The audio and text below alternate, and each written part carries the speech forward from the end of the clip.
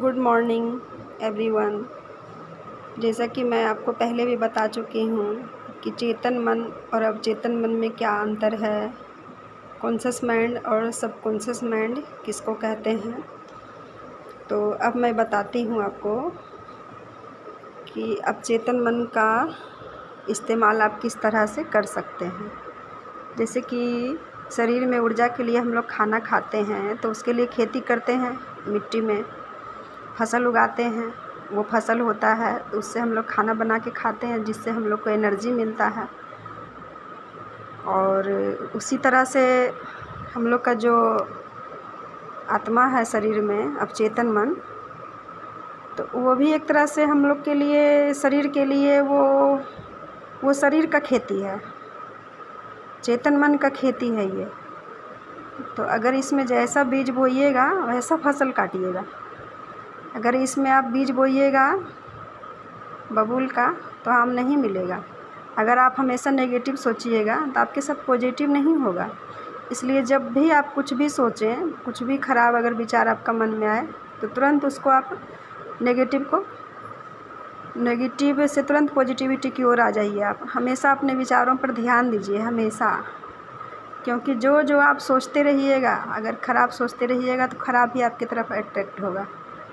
क्योंकि ये पूरा दुनिया जैसे धरती गोल गोल घूम रहा है, हर चीज़ गोल गोल घूम रहा है, सब कुछ एनर्जी है। जो आप सोचिएगा वही आपकी तरफ अट्रैक्ट होगा। सारा सोच का ही खेला है। क्योंकि हम लोग का अवचेतन मन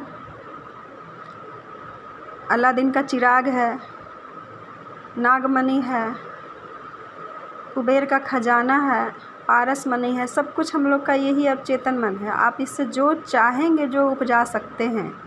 अगर इसमें अच्छा बीज बोते रहिएगा, सफलता चाहिए तो सफलता के बारे में सोचिए, अमीरी चाहिए तो हमेशा अमीरी के बारे में ही सोचिए। अगर आप अमीर बनना चाहते हैं तो जैसा अमीर लोग का लाइफ स्टाइल होता है, अमीर लोग जिस तरह से अपने आप को मेंटेन करते हैं, जिस तरह से उनकी सारी जो लाइफ स्टाइल होती है, उस तरह से आप सोचिए, महसूस करिए। कभी भी गरीबी के बारे में मत सोचिए, हमेशा सोचिए कि हम उस तरह से जी रहे हैं जैसे अमीर लोग जीते हैं, जैसे अपना लाइफ स्टाइल मेंटेन करते हैं, उस तरह से हम अपना मेंटेन कर रहे हैं। हमेशा उस स्थिति में आप अपने आप को देखिए।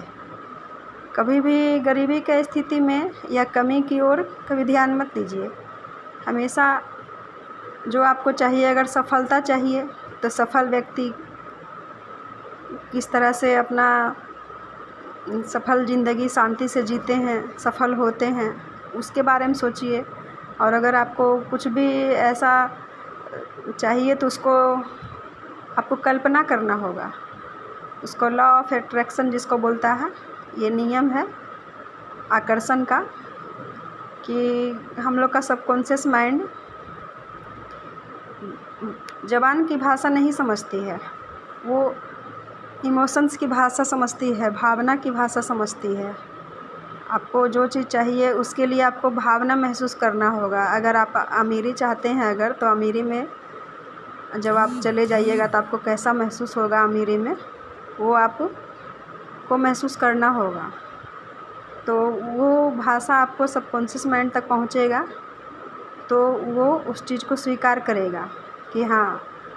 जब एनी टाइम आप ध्यान दीजिएगा अपने विचारों पर, एनी टाइम आप उस ढंग से सोचिएगा कि हम अमीर हैं, अमीर की तरह ज़िंदगी जी रहे हैं, इस तरह से रह रहे हैं, कल्पना करते रहिएगा, तो एक ना एक दिन, और शक 1% भी शक नहीं करना है।